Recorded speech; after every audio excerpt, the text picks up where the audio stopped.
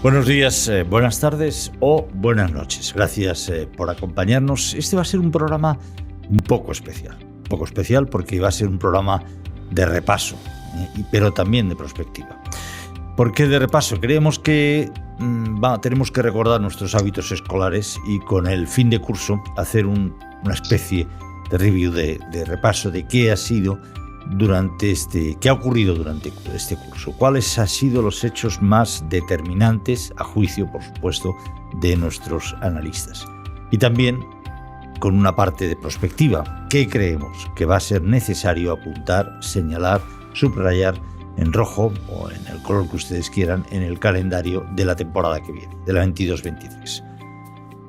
Siempre, evidentemente, la opinión en análisis es subjetivo, aunque se basa en datos, y la prospectiva, pues también, de alguna forma, se basa en los datos, en la historia, en el análisis y y ese repaso, esa correlación de fuerzas que se está moviendo permanentemente en la política y en la economía.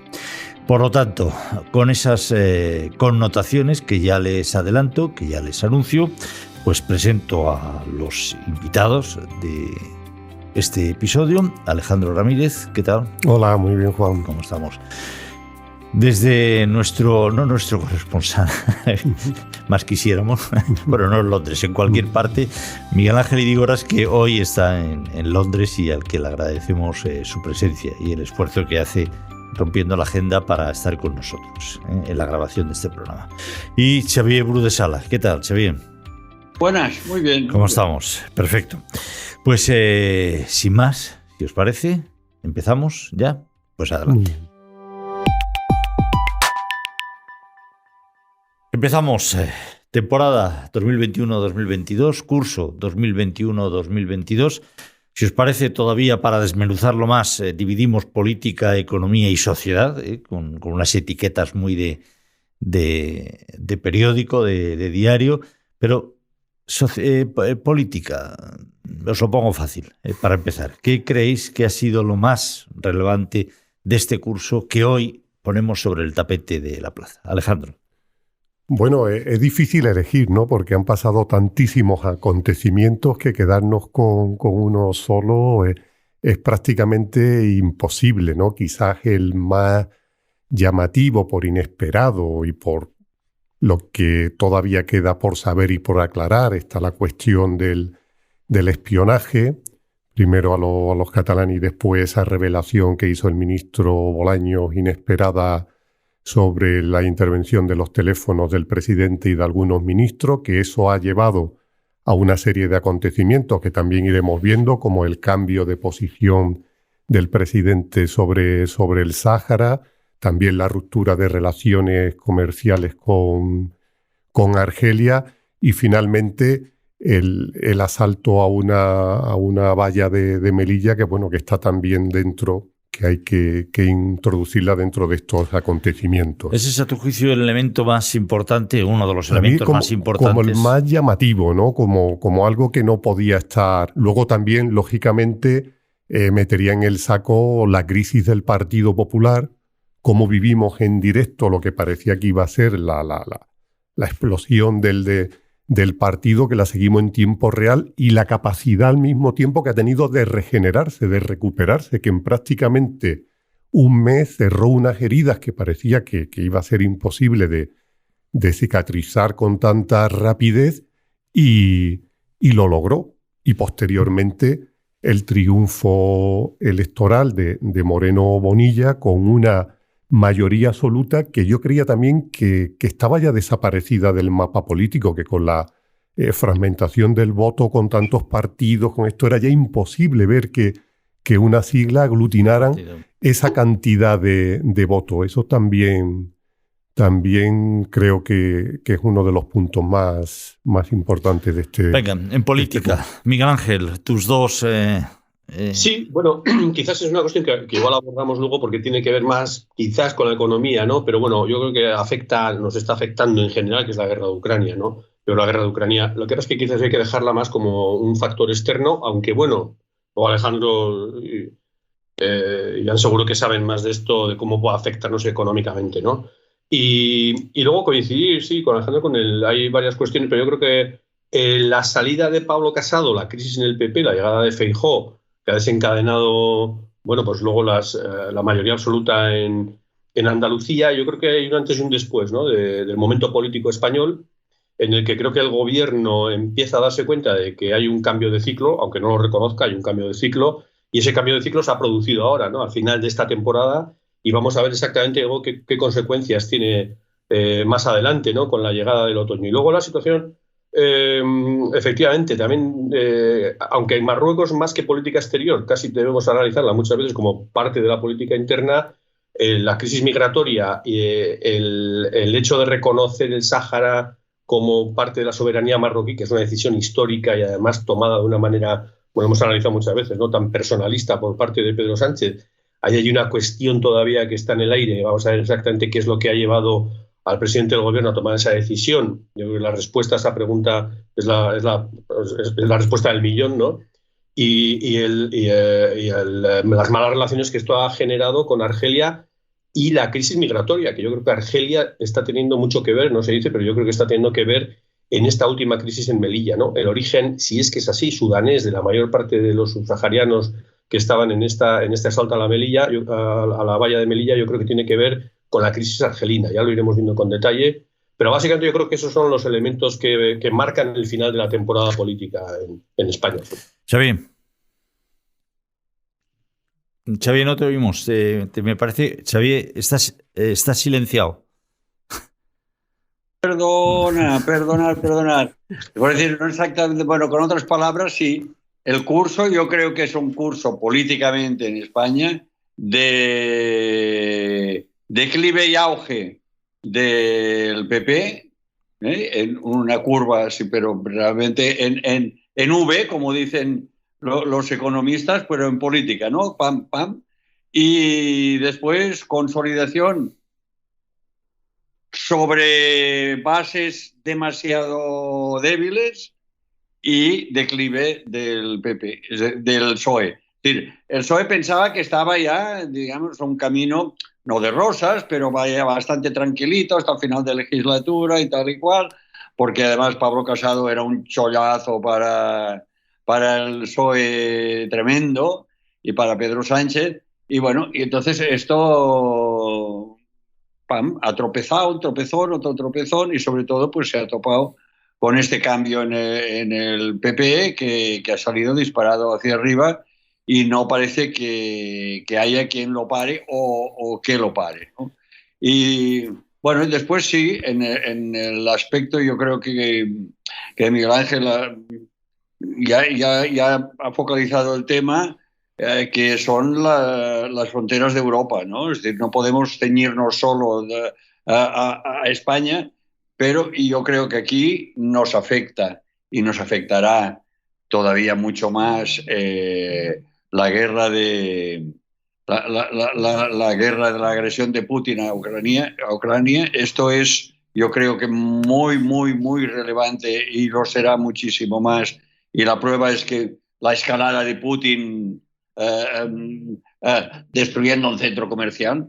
Y al otro lado está que, a fin de cuentas, lo que pedía Europa a los países con fronteras es que las aseguren la frontera. Y España lo ha hecho. Lo habrá hecho mal, lo habrá hecho fatal.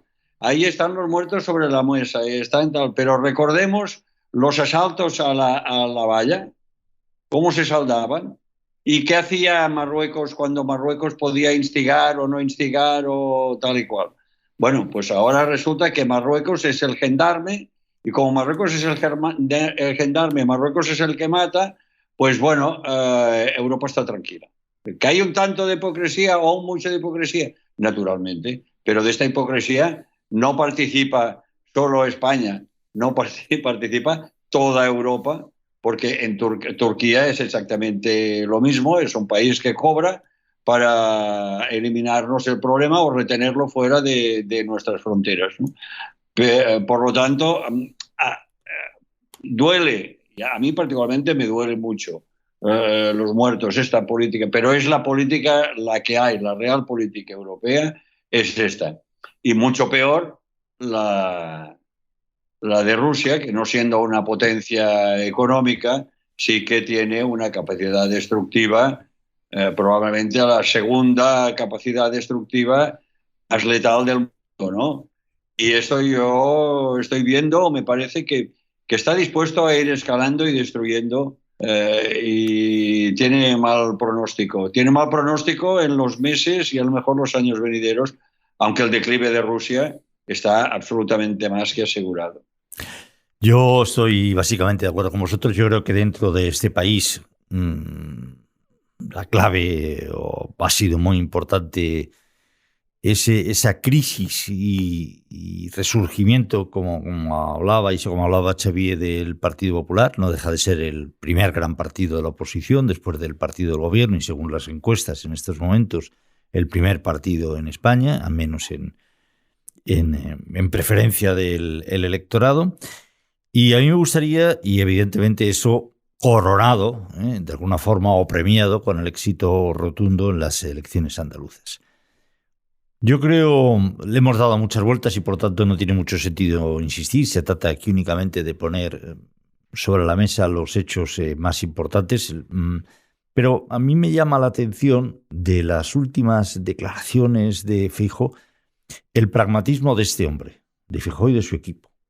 Y cómo es un gestor muy alejado de lo que uno espera o cree ver en un político, ¿no? Muy alejado de Pedro Sánchez, muy alejado, evidentemente, incluso de Aznar, de otros líderes, incluso de Rajoy, de alguna forma, ¿no? Es un gestor. Así como a Rajoy le gustaba que los problemas madurasen, y para ver bien hacia dónde evolucionaban, y entonces él decidir, meter mano, a veces ya demasiado tarde. Feijóo creo que no. Feijóo teoriza sobre los problemas y hace de la necesidad virtud. Donde otros, por ejemplo, Casado vio un problema, que era la diferencia de posición política de los diferentes varones del Partido Popular, y quiso uniformarlos con la mano de hierro de Teodoro López Egea. Feijóo ha visto una oportunidad. Oiga, sean más liberales, menos liberales, mientras no cuestionen la esencia, sean todo lo distintos que quieran ser, mientras me traigan votos. La única condición que les pongo es que eso signifique votos para el Partido Popular.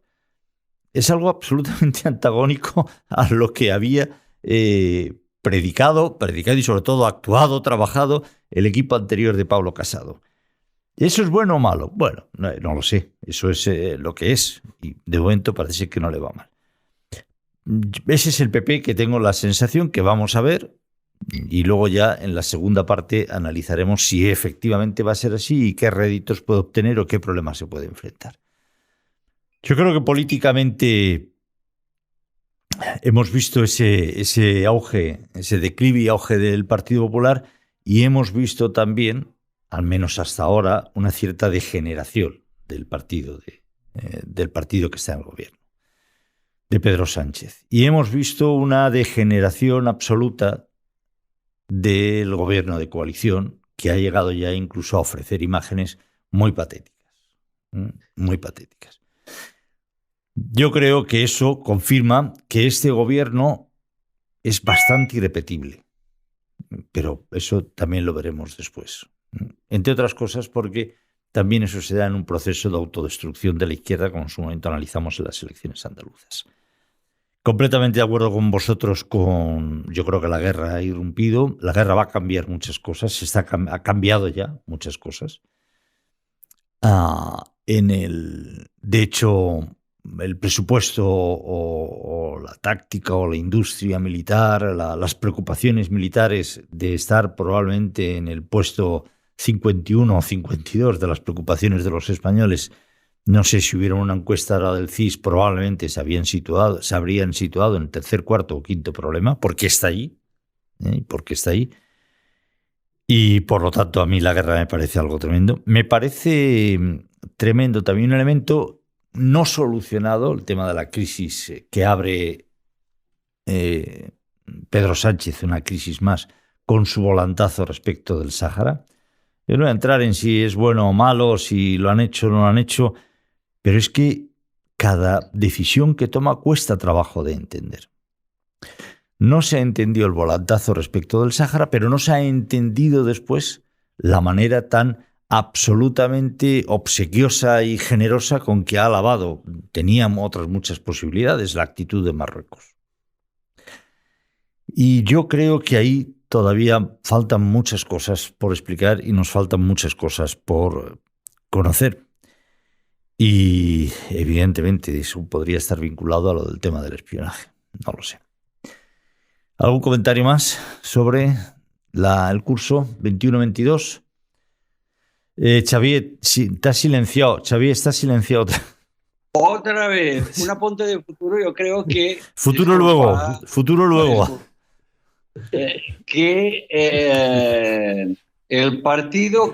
los partidos que más van a sufrir de ahora en adelante o en el próximo curso son los socios, aunque sean internos y externos, del PSOE. Mucho más que el propio PSOE. Porque el PSOE, a medida que se acerque el final de este ciclo, que decía Miguel Ángel, se va a ir separando de sus socios, se va a ir perfilando lo que siempre ha sido y lo que nunca quiso dejar de ser, pero bueno, las circunstancias le obligaron, ¿no? Y yo creo que estaremos más bipartidistas mañana de lo que estamos hoy. De momento estamos aún en el pasado, aunque muy reciente, pero en el pasado. A mí se me ha olvidado apuntar una cosa que sobre uno de los hechos determinantes desde mi punto de vista de este curso que cerramos, y es la forma en que el PSOE, el gobierno, ha acelerado el apoderamiento de las instituciones. Y a mí me parece importante, y me parece importante por lo que podemos ver después de lo que puede ocurrir si consideráis que es un hecho determinante. Yo creo que ha habido como especie de ensayos. Bueno, y ver qué pasa poniendo un presidente tan partidista y tan de parte como es el señor Tezanos en el CIS, y he visto que no pasa nada. O aparentemente o pasa muy poco. Le hemos visto con la crisis del CNI.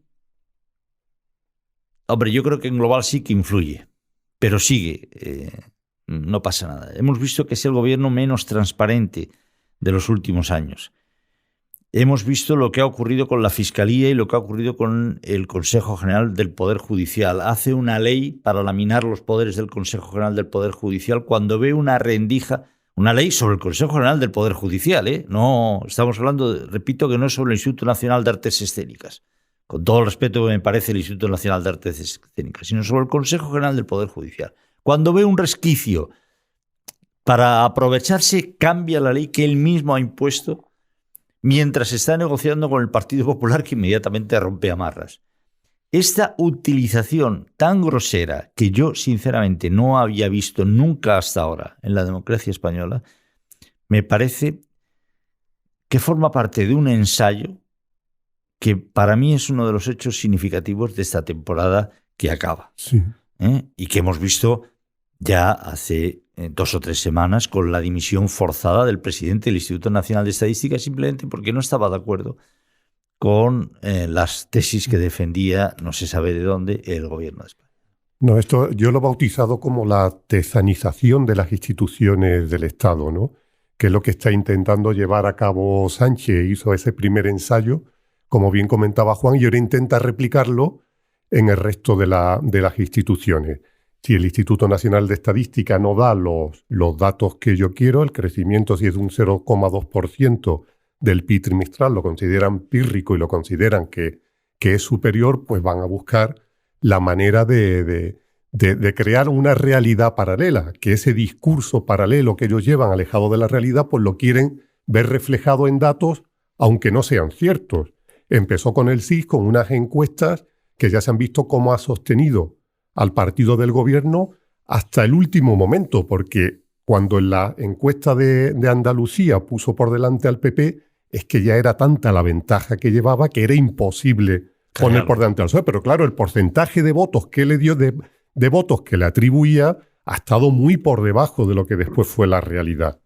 Y no ha acertado absolutamente en nada. Y ahora con las proyecciones hacia las elecciones generales, pues va a ser prácticamente lo mismo, como no sea... Intentando elevar, cambiar todo el estatus, metiéndolo en una ley concursal, que es que manda narices, como si no hubiera leyes, para subir a la fiscal Dolores Delgado, hacer la fiscal de sala del Supremo, que es la máxima categoría de los fiscales. La reforma sobre la reforma, bueno, y también otro aspecto, el asalto al IBEX 35, ¿no? La entrada en Indra saltándose, tomando el control de una compañía, saltándose la ley de OPA, saltándose las normas de buen gobierno corporativo, que es precisamente el gobierno del país el que tendría que dar ejemplo, porque después cómo le pide al resto de compañías que hagan algo que tú estás incumpliendo desde el propio gobierno. Por eso que es que está tocando todo lo que vea que pueda sumergir en su poder, lo está asaltando. Miguel Ángel o Xavier, para cerrar este bloque de pasado político.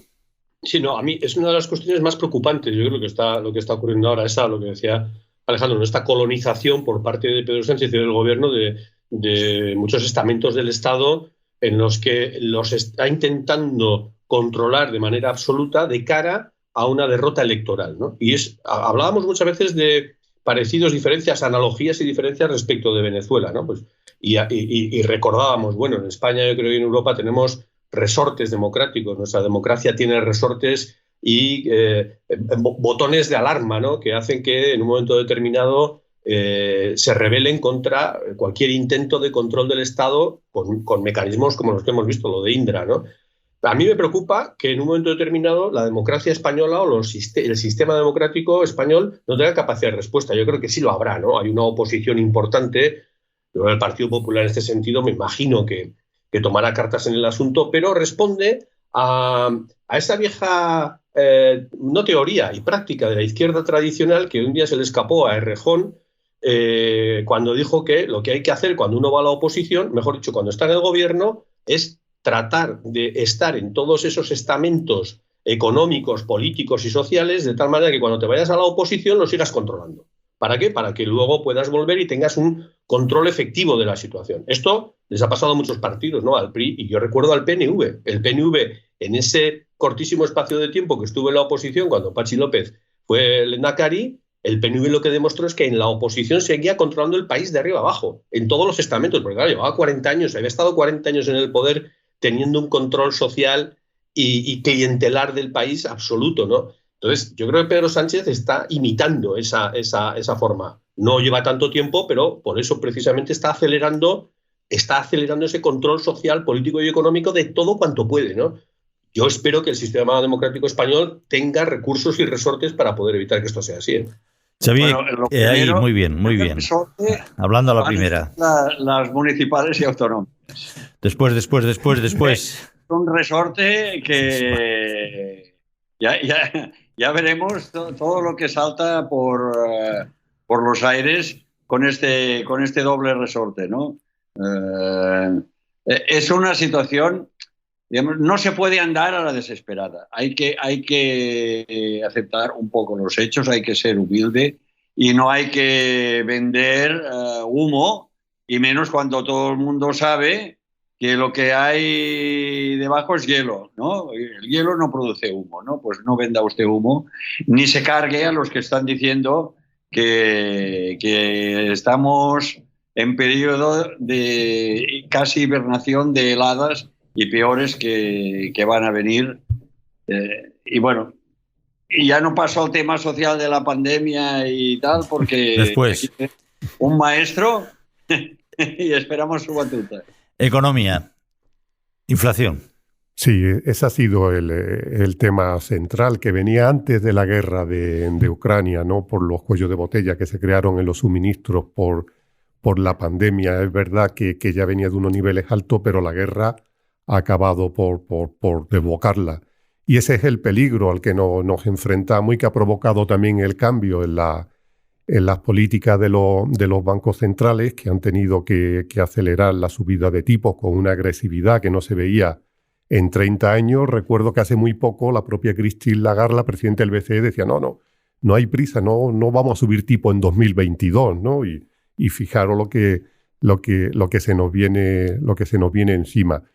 Y si al final la decisión de los bancos centrales está por encima de todo, controlar la inflación, y les da igual la guerra de Ucrania, les da igual, digo entre comillas, que puedan provocar efectos secundarios como es una recesión que todo el mundo teme que esas medidas pueden traer, pero ellos están centrados en eso, consideran prioritario y no veían lo que se venía encima al final, porque acordaros cuántos meses estuvimos hablando y ellos descartando, no, esto es temporal, esto se va a arreglar en pocos meses, y aquí con la guerra encima de la mesa es muy difícil que la inflación baje, porque al final la presión sobre los precios energéticos se van a mantener y solo puede ir a peor. Podemos tener una pequeña tregua estos meses, pero pronto con la llegada del otoño y del invierno, pues la cosa de nuevo se va a tensar. ¿Inflación, algún comentario? Inflación, el impuesto de los pobres, dicen. Miguel Ángel o Xavi. Sí, Alejandro, sí, acaso me desmientes, pero cuando empezó la guerra, la inflación en España ya estaba por encima del 7%, más o menos, ¿no? Sí. Pues entonces es que no viene de la guerra. La guerra lo agrava. Pero la guerra la agrava, efectivamente, venía de antes. Son de la economía española, porque Francia estaba en menos de la mitad de inflación, ¿no? Y a ver, entonces, ¿dónde estamos? ¿De dónde venimos?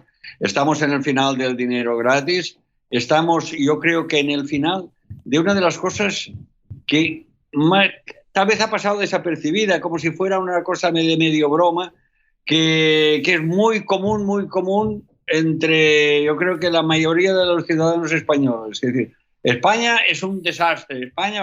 Pero yo ya me apaño, yo no voy mal. Esto se acaba. Yo no ya me apaño, yo no voy mal, se acaba. Las consecuencias para la inmensa mayoría de europeos, no para los más desfavorecidos, para la inmensa mayoría de europeos, es un bajón en el nivel de vida. Y en los países más endeudados, los países con mayor inflación, los países que no han hecho los deberes ni antes ni ahora ni los piensan hacer, ni tienen programado hacerlos, somos casi todos los que vamos a bajar de nivel de vida. Y esto yo creo que hay que empezar a decirlo, porque es muy difícil que no sea verdad, muy difícil. Miguel Ángel. Sí, vamos a ver, yo con el tema de la inflación y demás, yo creo que hay cuestiones que son coyunturales en la economía, pero que hay un aspecto fundamental en la economía española, porque esto Xavi y Alejandro saben mucho más que yo, que es la inmensa deuda pública que tiene este país, ¿no? Tenemos una deuda pública que son efectivamente los deberes que tenemos que hacer, y ahí no los estamos haciendo. Y este gobierno trata ahora de anunciar medidas en las que supuestamente son estas que recurren a la propaganda de no dejemos a nadie detrás, que son 200 euros a las familias más necesitadas, a las rentas más bajas, y uno empieza a verlas y dice, bueno, son rentas de menos de 14.000 euros al año, que no cobren otro tipo de subsidio, que sean no sé qué, al final dices, bueno, no sé cuántas personas son, pero no son esa clase media, esa gran clase media a la que hacía referencia Xavi, que efectivamente es la que va a sufrir, los que vamos a sufrir. 200 euros de ayuda, pues como decía el otro día en las redes sociales, medio de cachondeo, es un depósito de gasolina y una sandía. Ya no da para más. Eso no ayuda, no saca... entonces el gobierno anuncia ese tipo de medidas como si fuesen el verdadero salvavidas a la clase social española que sufre con la subida de los carburantes, etcétera, etcétera, y eso no sirve absolutamente de nada. Mientras no se aborden los problemas estructurales de la economía española, que creo que fundamentalmente la deuda pública es uno de ellos, pues creo que vamos a seguir en una senda de deterioro constante y continuo y de empobrecimiento, como decía Xavi, de la clase media.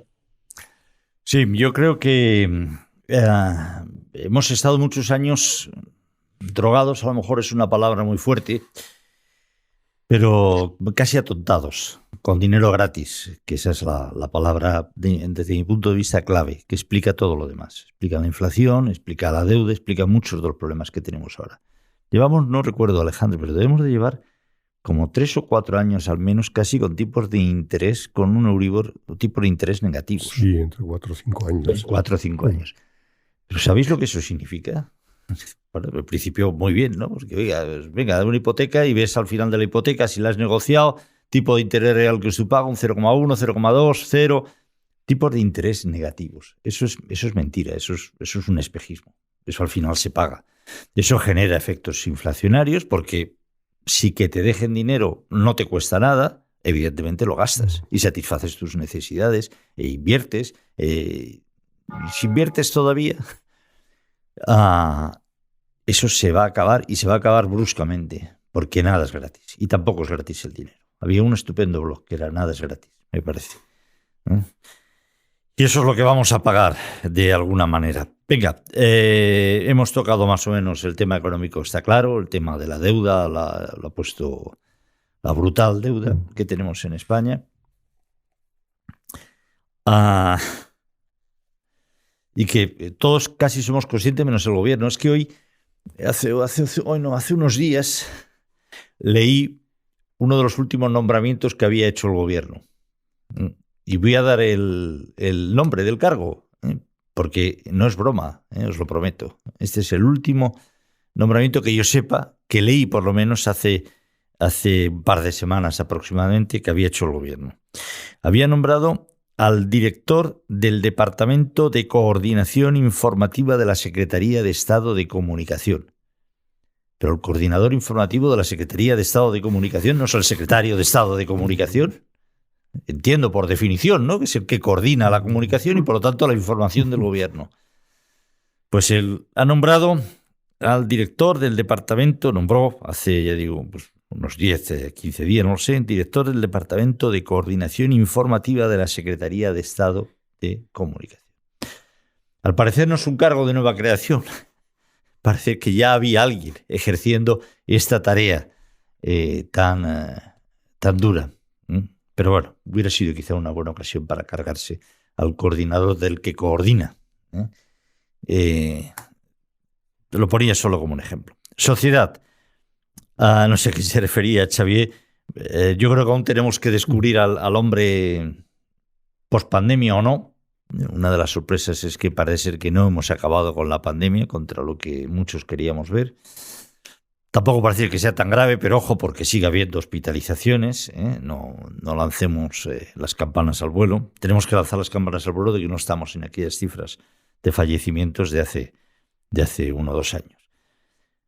Pero yo voy a volver con otro de los hechos que me parece grave, desde mi punto de vista, y que se ha dado en esta temporada, o se ha visualizado más de forma más brusca, de forma más patente en esta temporada 21-22, que es, llamadlo como queráis, la teoría de la cancelación o de no cancelación, la teoría de que la verdad está por encima de la democracia y de las leyes, que las leyes injustas no se cumplen, o que el gobierno, como dijo también hace unos cuantos días Sánchez, la gente no le vota porque hay muchos poderosos interesados en que este gobierno no gobierne. Eso, más allá de la risa que nos pueda provocar, me parece de una gravedad tremenda, porque ese es el discurso de Maduro, de quien habéis comentado hace poco. Como si este gobierno y la gente no le vota porque molesta a los poderosos, no se puede permitir que sean los poderosos los que manden. Por lo tanto, ¿cuántas cosas puedo hacer para evitar que los poderosos impongan su ley sobre los desfavorecidos? ¿En serio que una democracia tenemos que aceptar sin más ese lenguaje? A mí me parece muy grave, pero está sucediendo, no lo estoy inventando. Venga, algún comentario si queréis sobre esto, sobre otros temas que os hayan parecido que han descollado en la actualidad social, en sociedad, por hacer esa un poco artificial separación de temas. Yo sobre esto último que dices, Juan, a mí me parece de las cuestiones más graves, ¿no? La izquierda y el Partido Socialista en concreto son de los que han ido transmitiendo constantemente la idea de que están siempre en el lado correcto de la historia. Hagan lo que hagan. Eso. Fíjate que empezaron en el tema de la inmigración, teniendo el mismo discurso de Podemos, que era no a las concertinas, no a las vallas de tal, en Melilla, no al control del no sé qué, y han terminado con el discurso de la inmigración de Vox, que es, oye, mira, hay mafias que están mandando gente, hay que hacer un control, etc. Y es decir, en ese cambio no ha pasado nada. Es decir, han podido ir de un extremo al otro en el discurso de esa cuestión sin que pase absolutamente nada. Y lo mismo en otras muchísimas cuestiones. Es decir, ellos están siempre en el lado correcto de la historia. Hagan lo que hagan. ¿Qué ocurre con eso? Que al final justifican absolutamente todo lo que hacen porque siempre es lo correcto. Hemos escuchado nada menos que a la vicepresidenta del gobierno también, a la señora Yolanda Díaz, diciendo que efectivamente lo que ha pasado en el otro lado, en Marruecos, en fin, y que esto no es deseable y que esto no puede ser. Y demás. No es que usted tenga que tener buenas palabras hacia eso. Usted es la vicepresidenta de un gobierno en la que cuando esto lo hacía otro gobierno, ustedes pedían dimisiones. Entonces, ¿qué es lo que ocurre con esta historia? Que si dicen que los poderosos son los que se van a hacer ahora con el control del país y del gobierno, etcétera, etcétera, están justificando hacer una cosa y la contraria. ¿Por qué? Porque están siempre situados en el lado correcto de la historia. Estén con quien estén con los nacionalismos que no quieren nada con España, ni que exista España, también están en el lado correcto. Están en lo contrario, están no como el señor Burlian, que está justo con los desfavorecidos. Claro. Ángel, ¿quieres un ejemplo que muy poco conocido, sí, pero de una magnitud extraordinaria? Porque esto es global, occidental. El muro o supervalla, pero vaya, es un murazo, que separa a los Estados Unidos de México, que hay muchos kilómetros de muro. El 90% de estos kilómetros se construyeron bajo la presidencia de Barack Obama, no de Donald Trump. Hizo un tramo, un pequeño tramo, pero todo lo que hay ahora, casi todo, se construyó durante la presidencia de Barack Obama. ¿Alguien lo reconoce? No. Seguramente si a él se lo dicen, dirá, bueno, ¿me están afeando o qué me están...? Bueno, pues así es como funciona. Pero yo voy, en todo caso, a dar un paso más. Que estar en el lado correcto de la historia no significa que la historia te siga. Efectivamente. Vale, pues ya estamos. Ya estamos. No, quería comentarlo respecto a la teoría de la cancelación, que hace unos días me llamó la atención en las redes sociales, en Twitter, un personaje que hizo un comentario sobre algo de actualidad y alguien enseguida le respondió, pero tú no estabas cancelado, ¿tú qué haces opinando aquí? ¿Cómo te atreves a expresar tu opinión? Claro. Te hace gracia, pero al final ve, oye, que está calando esto, queramos o no. Está calando. Yo creo que hay una muestra de, no sé si de la cancelación se refiere a eso precisamente, ¿no? Pero está en el mismo saco, que es la terrible ley de educación que nos deja la temporada 21-22 de la señora Celaá. Terrible, la cojan ustedes por donde la cojan. Es que no hay un mínimo científico, profesor, que esté a favor, que entienda lo que esa ley puede significar y signifique. Es decir, aparte de ya tener una escritura que mueve a mofa en determinados ambientes, es difícil asumir que eso pueda ser una ley que vaya a poner a España en la vanguardia, o no a la vanguardia, tampoco pretendo tanto, pero en la delantera, en los países adelantados, donde nuestros jóvenes vayan a salir más capacitados a través de esa ley de educación para disputar los puestos que en estos momentos son los que rigen las sociedades, ¿no? A mí me cuesta trabajo, pero en fin. Luego pasará casi como... ¿Me dejas un apunte sobre esto? Sí, venga, por supuesto. En Cataluña, que figura que está lo más avanzado históricamente, es verdad, en pedagogía, no sé qué. Una de las últimas instrucciones de la consejería a los maestros, creo que es ya en bachillerato, que dice, no importa ni la falta de ortografía, ni de gramática, ni de sintaxis, esto no se valora, solo se valora si la respuesta es correcta y si se entiende, aunque sea, añado, balbuceando. Bueno, estamos construyendo generaciones de semianalfabetos. Yo tengo que agradecer que a mí me hayan suspendido exámenes por cometer exámenes de física, por suspender por mala ortografía. Desde entonces tengo una ortografía excelente, os tengo que decirlo. No cometo falta de ortografía. Pero los de ahora no se van a enmendar, claro. No, efectivamente. No, me inventé cuando vi que iba en serio. O sea, cuando alguien me hizo ver y me explicó, no solamente por eso, o sea, que es muy importante porque estamos manejando algo que no es mío ni tuyo, que es lo que nos une a todas las personas que hablamos este lenguaje. Y por lo tanto que tenemos que hacer un mínimo esfuerzo por entendernos, por mantener ese nexo común.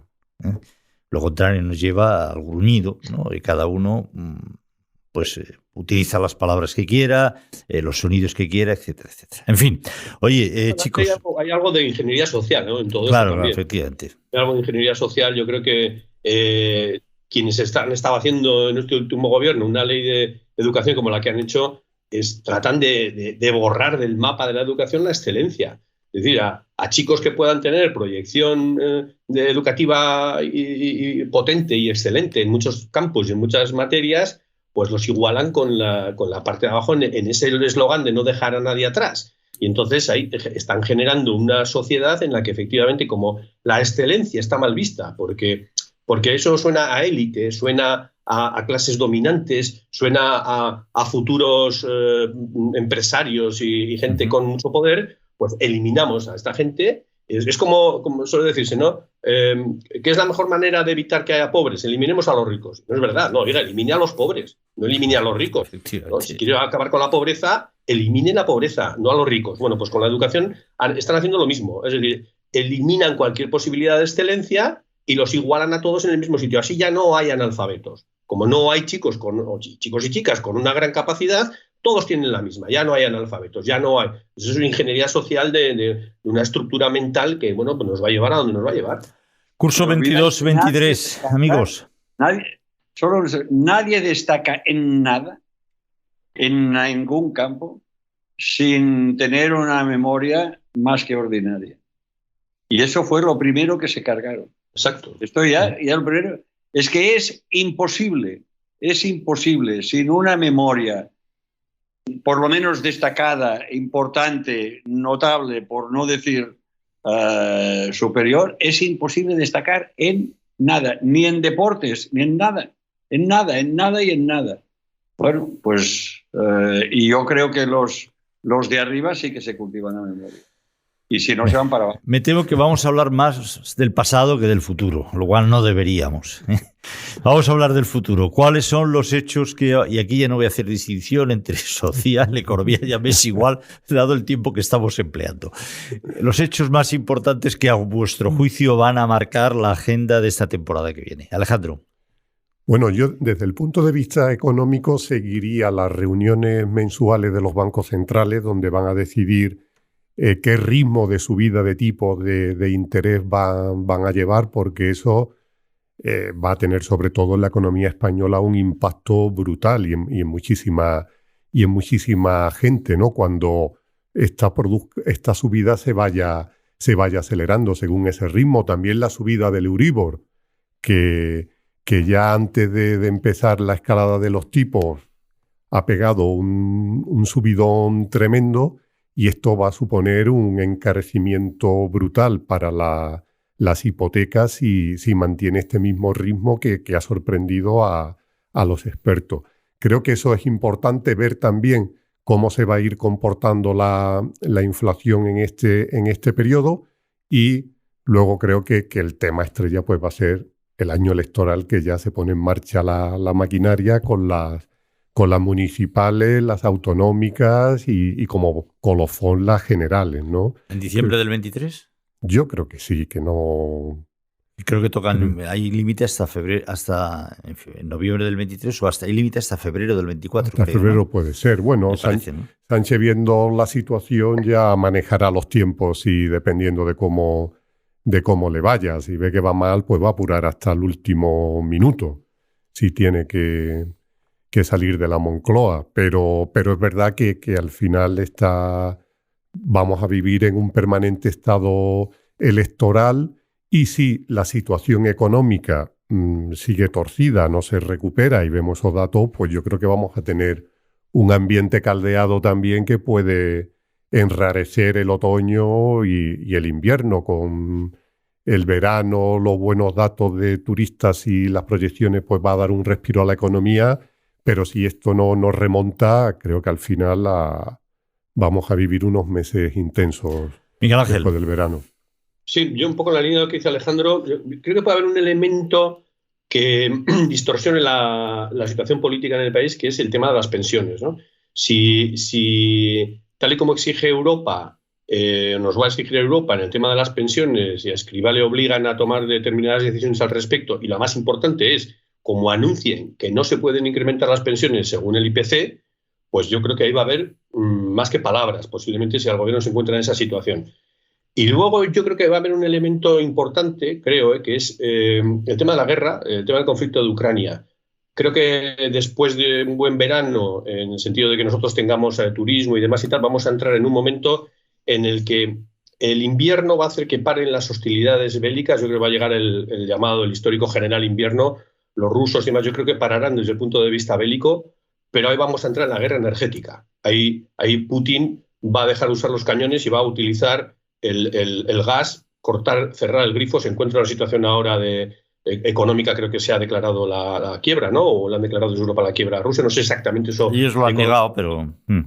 No sé exactamente cómo puede afectar. Cotiza el rublo, ¿no? Tengo entendido. Eso es. Yo creo que vamos a... O sea, no sé si vamos a tener la gasolina a 3 euros, pero posiblemente igual todo vaya en esa línea. Es decir, y la crisis energética que vamos a sufrir después del verano, durante este futuro otoño e invierno, creo que puede hacer cambiar mucho la realidad social en nuestro país y en Europa en general.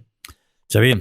Sí. Y casi Dios te oiga en lo de que va a sustituir, digamos, la acción bélica directa por el chantaje energético indirecto, porque con la última, que es un nivel de escalada muy notable, hombre, bombardear un centro, no sabemos los muertos que habrá, pero un centro comercial por las buenas, alejado de los frentes de batalla y tal, bueno, esto significa que, bueno, cualquiera puede morir en cualquier parte y mañana hacer una incursión en Finlandia o donde le dé la gana solo para seguir.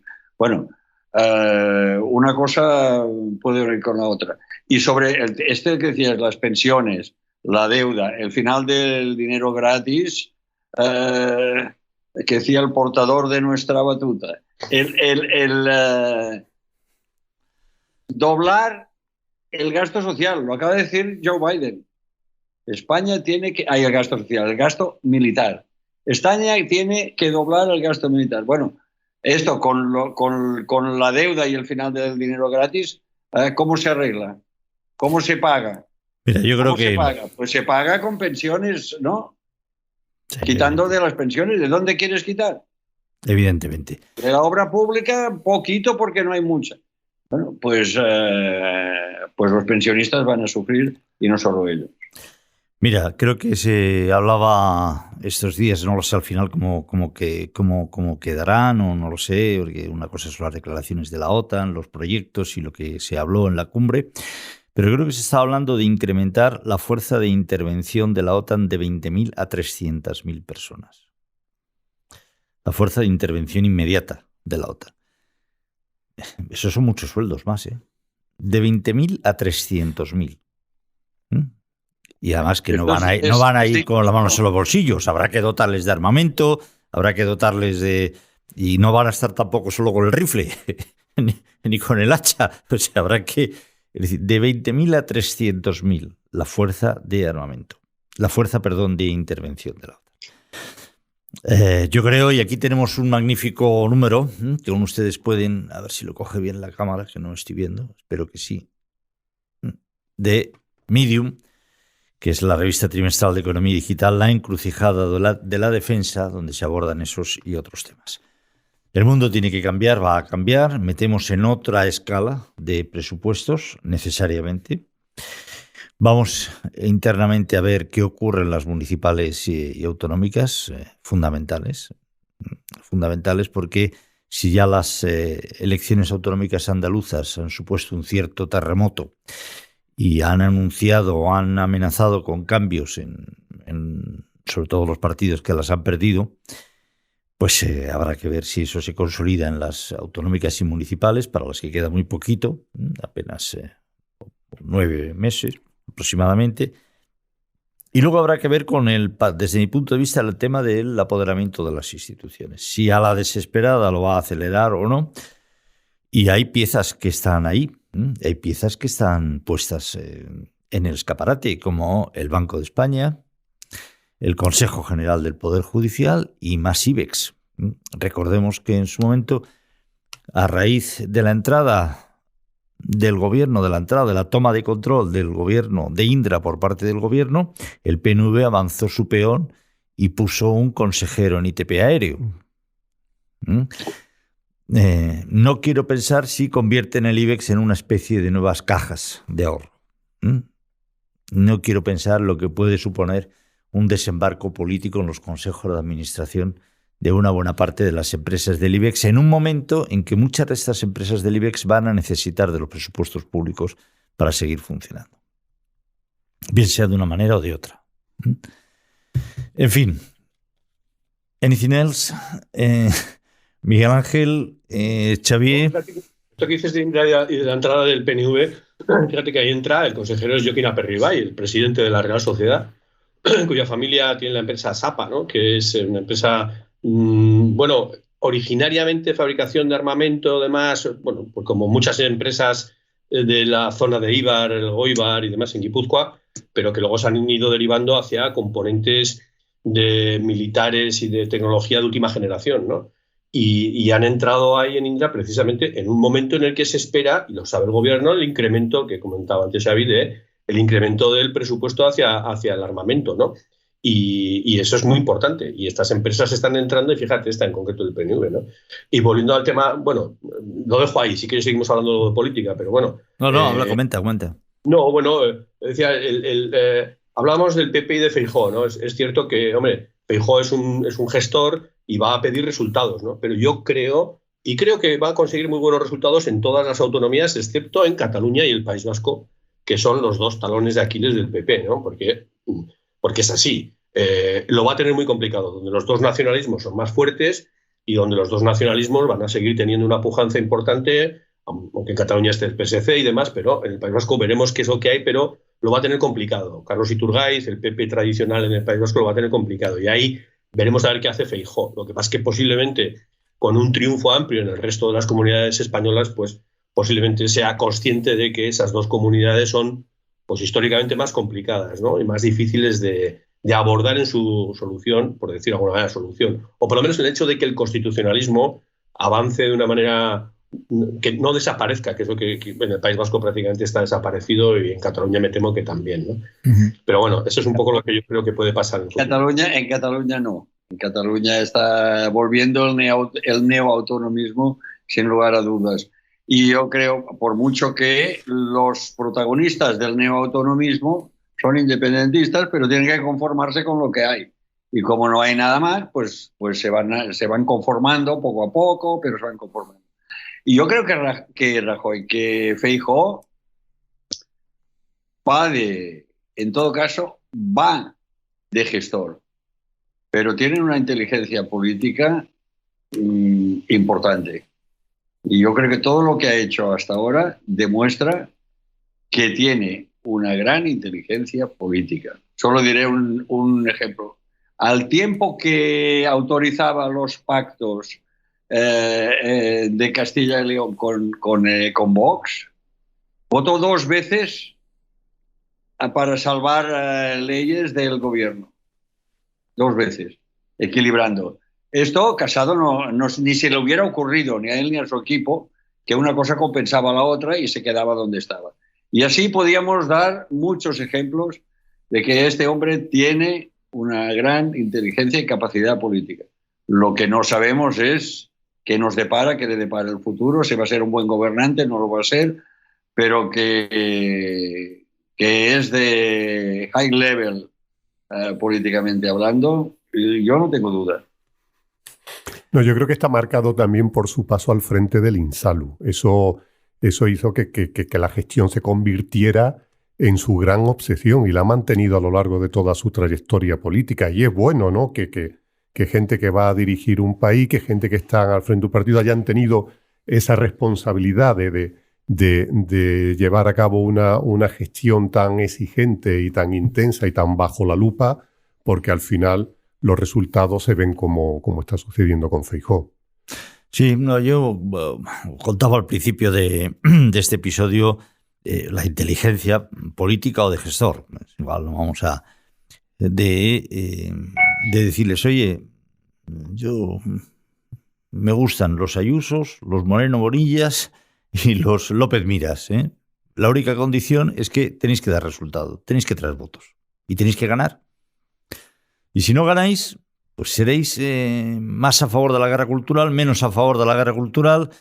Si no valís, en política no sirve. Y habrá que buscar otras alternativas. Tiene varios retos el Partido Popular para consolidarse como un partido ganador, de acercarse a la mayoría absoluta. Y esos retos se llaman fundamentalmente Cataluña, más que el País Vasco. Ese reto fundamentalmente es Cataluña. ¿Por qué? Pues porque Cataluña aporta, si no recuerdo mal, del orden de 35, 40 o 30 y pico diputados al Congreso español.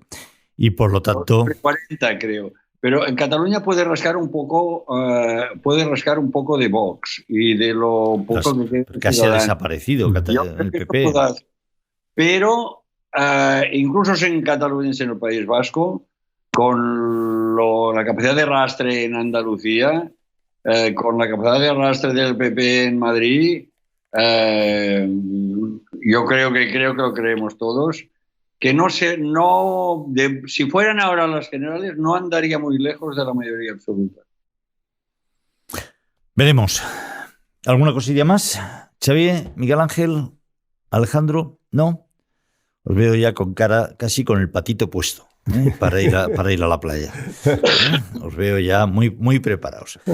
Muchas gracias, queridos amigos. Gracias, Xavier de Sala, Miguel Ángel Idígoras, Alejandro Ramírez. Vamos a dejarlo aquí para todos los que siguen este episodio de La Plaza, todos los que siguen La Plaza como un vídeo a través de YouTube. Si usted nos sigue a través de audio, se espera un segundo y le traemos el detallito de verano. Gracias.